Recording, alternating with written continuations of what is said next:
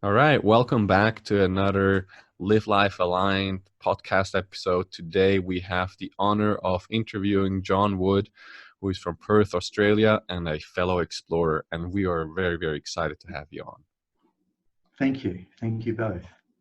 So to get started, I was just curious. Can you give us a little overview of what you have done in your life? You know, just like the major kind of stations, so people get a sense of you and your journey.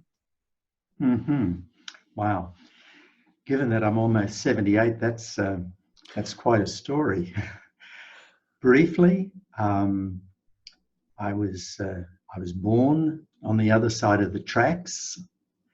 Uh, my parents were quite poor. I left school at 15. I started my first business when I was 19. And the company that I retired from when I was 47, was a publicly listed company that I founded when I was 22. One of the primary reasons I decided to walk away from the corporate world was that I'd stumbled across the work of Sydney Banks. And the rest, as they say, is history. I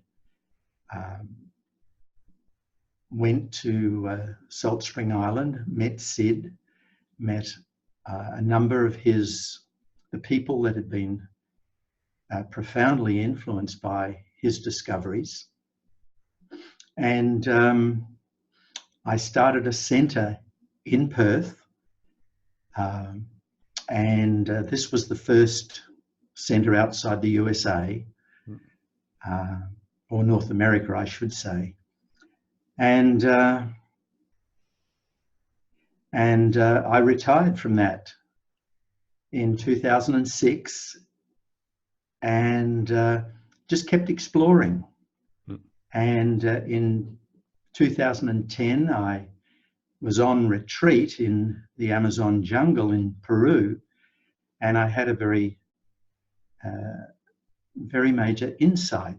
And that led me to writing a book that took me 5 years. It's called Possibility, A State of Mind, developing a website and a not-for-profit foundation. And so I'm sort of back doing what I was doing really at the centre, but in a very different, in a different form. So that's just a brief rundown. Lots of stuff in between. Of course, of course. So, I mean, when you tell this kind of story, you know, like especially starting a company very young and then taking the decision to retire and starting something new and retiring again, like there seems to be a lot of what people call courage that seems to be coming up when people do this, because like founding a company, and it seems like you have founded several companies, that for a lot of people that takes courage, because there's always the fear of failure and also the withdrawal from that. So like, how have you navigated through life that has allowed you to make those kind of decisions? Well, thank you for asking that question. What I didn't realize, and I don't know why that was so, but I seem to have always seen possibility. And I've never been fearful. So it's really taken no courage. I've just had an idea's come to me and I've just pursued that idea. A good example might have been, or might be, when I decided to start a centre in Perth. I wasn't a psychologist, wasn't a social worker, had left school at 15, but I was really inspired by the potential of what I had been exposed to. And it just seemed to me that it was pretty simple stuff. You know, it's all thought, and how it can't get any simpler than that.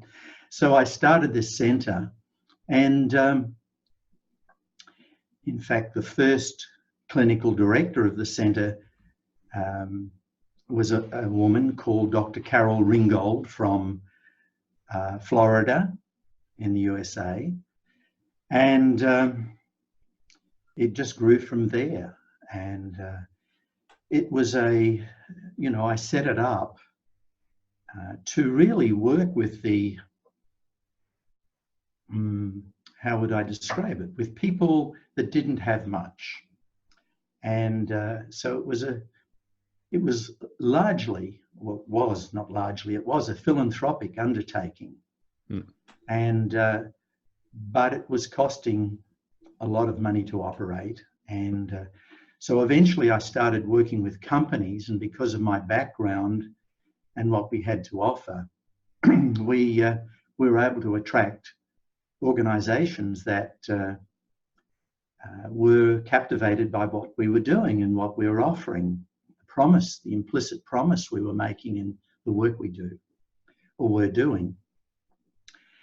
But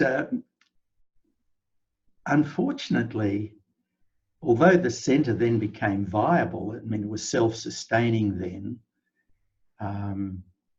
because when I walked away from Fleetwood, that was the organisation that I founded, and it was then a public company.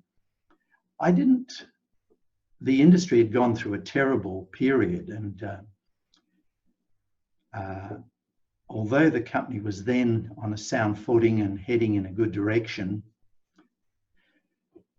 I didn't walk away with very much. Shares, the value of the shares were very, very low, but I didn't care. I wasn't interested in money. I never have been. And, but I had enough to start the centre, but my wife tapped me on the shoulder and says, well, John, it really needs to become viable now because it's draining our resources.